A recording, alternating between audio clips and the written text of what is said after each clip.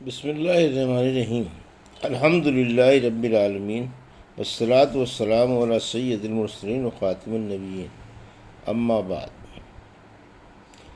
صحیح بخاری باب کتاب الاذان، حدیث نمبر 669، اردو ترجمہ۔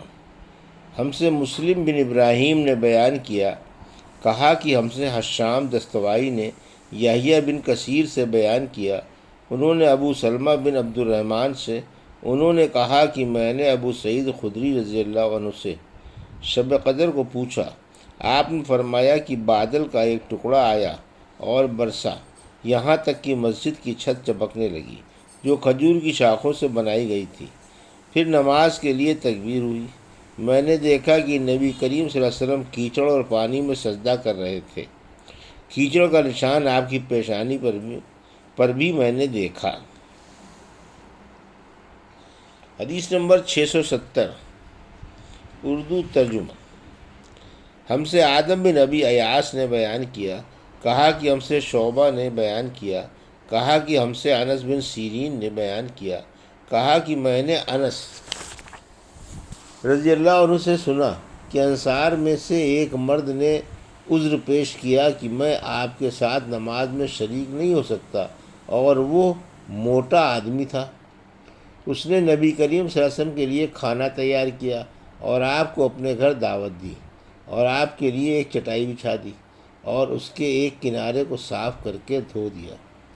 حضور صلی اللہ علیہ وسلم نے اس بوریے پر 2 رکعتیں پڑھیں۔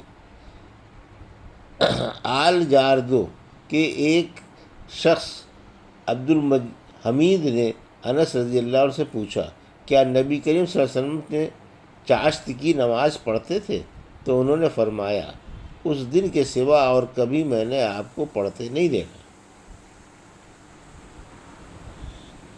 حدیث نمبر 671، اردو ترجمہ۔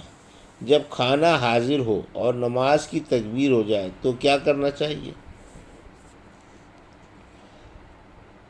اور ابن عمر رضی اللہ عنہ تو ایسی حالت میں پہلے کھانا کھاتے تھے، اور ابو درداء رضی اللہ عنہ فرماتے تھے کہ عقل مندی یہ ہے کہ پہلے آدمی اپنی حاجت پوری کر لے تاکہ جب وہ نماز میں کھڑا ہو تو اس کا دل فارغ ہو۔ ہم سے مسدد بن مسرحد نے بیان کیا، کہا کہ ہم سے یحییٰ بن سعید قطان نے حشام بن عروہ سے بیان کیا، کہا کہ مجھ سے میرے باپ نے بیان کیا، انہوں نے حضرت عائشہ رضی اللہ عنہا سے سنا، انہوں نے نبی کریم صلی اللہ علیہ وسلم سے کہ آپ نے فرمایا کہ اگر شام کا کھانا سامنے رکھا جائے اور ادھر نماز کے لیے تکبیر بھی ہونے لگے تو پہلے کھانا کھا لو۔ حدیث نمبر 672، اردو ترجمہ۔ ہم سے یحییٰ بن بکیر نے بیان کیا، انہوں نے کہا کہ ہم سے لیث بن سعد نے بیان کیا، انہوں نے عقیل سے، انہوں نے ابن شہاب سے بیان کیا، انہوں نے انس بن مالک رضی اللہ عنہ سے کہ رسول اللہ صلی اللہ علیہ وسلم نے فرمایا،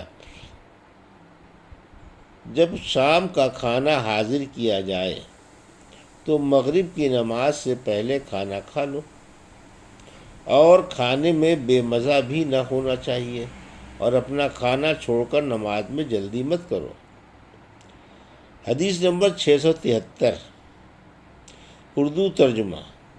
ہم سے عبید بن اسماعیل نے بیان کیا، ابو اسامہ حماد بن اسامہ سے، انہوں نے عبید اللہ سے، انہوں نے نافع سے، انہوں نے عبداللہ بن عمر رضی اللہ عنہ سے کہ آن حضرت صلی اللہ علیہ وسلم نے فرمایا، جب تم میں سے کسی کا شام کا کھانا تیار ہو چکا ہو اور تکبیر بھی کہی جا چکی تو پہلے کھانا کھا لو اور نماز کے لیے جلدی نہ کرو، کھانے سے فراغت کر لو، اور عبداللہ بن عمر رضی اللہ عنہ کے لیے کھانا رکھ دیا جاتا، ادھر اقامت بھی ہو جاتی، لیکن آپ کھانے سے فارغ ہونے تک نماز میں شریک نہیں ہوتے تھے، آپ امام کی قرات برابر سنتے رہتے تھے۔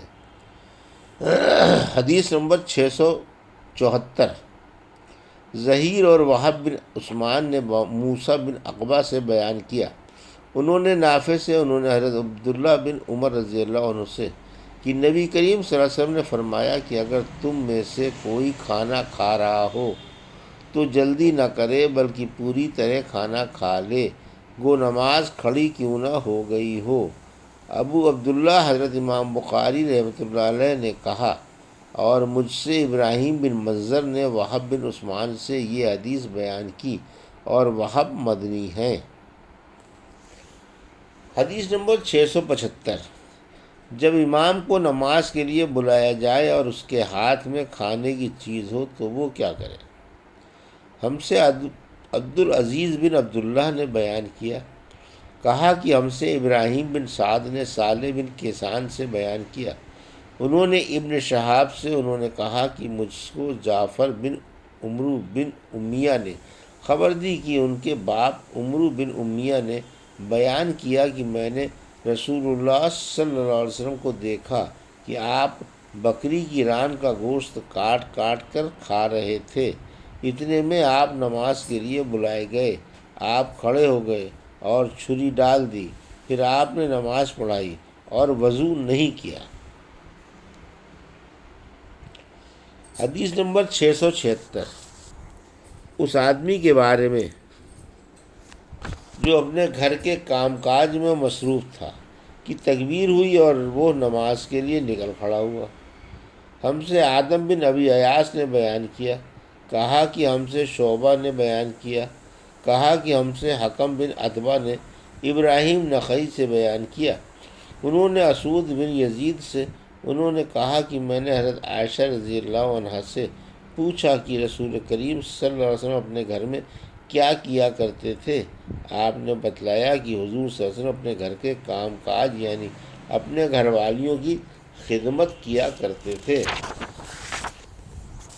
اور جب نماز کا وقت ہوتا فوراً کام کاج چھوڑ کر نماز کے لیے چلے جاتے تھے۔ حدیث نمبر 677۔ کوئی شخص صرف یہ بتلانے کے لیے کہ آن حضرت صلی اللہ علیہ وسلم نماز کیوں کر پڑھا کرتے تھے اور آپ کا طریقہ کیا تھا نماز پڑھائے تو کیسا ہے؟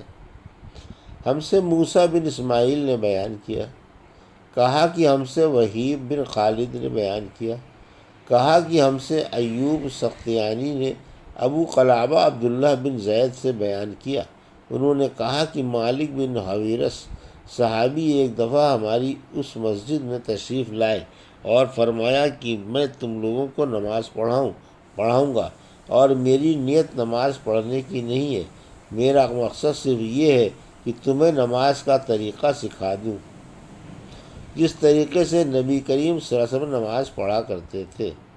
میں نے ابو قلابہ سے پوچھا انہوں نے کس طرح نماز پڑھی تھی؟ انہوں نے بتلایا کہ ہمارے شیخ عمر بن سلمہ کی طرح۔ شیخ جب سجدے سے سر اٹھاتے تو ذرا بیٹھ جاتے، پھر کھڑے ہوتے۔ حدیث نمبر 678۔ امامت کرانے کا سب سے زیادہ حقدار وہ ہے جو علم اور عملی طور پر بھی فضیلت والا ہو۔ ہم سے اسحاق بن نصر نے بیان کیا، کہا کہ ہم سے حسین بن علی بن ولید نے زید بن قدامہ سے بیان کیا، انہوں نے عبد المالک بن عمیر سے کہا کہ مجھ سے ابو بردہ عامر نے بیان کیا، انہوں نے ابو موسیٰ اشعری رضی اللہ عنہ سے، آپ نے فرمایا کہ نبی کریم صلی اللہ علیہ وسلم بیمار ہوئے اور جب بیماری شدت اختیار کر گئی تو آپ نے فرمایا ابو بکر سے کہو کہ وہ لوگوں کو نماز پڑھائیں۔ اس پر حضرت عائشہ رضی اللہ عنہا بولی کہ وہ نرم دل ہیں، جب آپ کی جگہ کھڑے ہوں گے تو ان کے لیے نماز پڑھانا مشکل ہوگا۔ آپ نے پھر فرمایا کہ ابو بکر سے کہو کہ وہ نماز پڑھائیں۔ حضرت عائشہ رضی اللہ عنہا نے پھر وہی بات کہی۔ آپ نے پھر فرمایا کہ ابو بکر سے کہو کہ نماز پڑھائیں۔ تم لوگ سوائے حب یوسف یعنی زلیخا کی طرح باتیں بناتی ہو۔ آخر ابو بکر صدیق رضی اللہ عنہ کے پاس آدمی بلانے آیا اور آپ نے لوگوں کو نبی کریم صلی اللہ علیہ وسلم کی زندگی میں ہی نماز پڑھائی۔ حدیث نمبر 679۔ ہم سے عبداللہ بن یوسف تنیسی نے بیان کیا، انہوں نے کہا کہ ہمیں امام مالک رحمۃ اللہ علیہ نے حشام بن عروہ سے خبر دی، انہوں نے اپنے باپ عروہ بن زبیر سے، انہوں نے حضرت عائشہ رضی اللہ عنہا سے، انہوں نے کہا کہ رسول اللہ صلی اللہ علیہ وسلم نے اپنی بیماری میں فرمایا کہ ابو بکر سے نماز پڑھانے کے لیے کہو۔ حضرت عائشہ رضی اللہ عنہ بیان کرتی ہیں کہ میں نے عرض کیا کہ ابو بکر آپ کی جگہ کھڑے ہوں گے تو روتے روتے وہ قرآن مجید سنا نہ سکیں گے، اس لیے آپ عمر سے کہیے کہ وہ نماز پڑھائیں۔ آپ فرماتی تھیں کہ میں نے حفصہ رضی اللہ عنہا سے کہا کہ وہ بھی کہیں کہ اگر ابو بکر آپ کی جگہ کھڑے ہوئے تو روتے روتے لوگوں کو قرآن سنا نہ سکیں گے، اس لیے عمر سے کہیں کہ وہ نماز پڑھائیں۔ حفصہ رضی اللہ عنہا ام المومنین اور حضرت عمر رضی اللہ عنہ کی صاحبزادی نے بھی اسی طرح کہا تو آپ نے فرمایا کہ خاموش رہو، تم صواحب یوسف کی طرح ہو۔ ابو بکر سے کہو کہ وہ لوگوں کو نماز پڑھائیں۔ پس حضرت حفصہ رضی اللہ عنہا نے حضرت عائشہ رضی اللہ عنہا سے کہا بھلا مجھ کو کہیں تم سب بھلائی پہنچ سکتی ہے، بھلا مجھ کو کہیں تم سے بھلائی پہنچ سکتی ہے۔ حدیث نمبر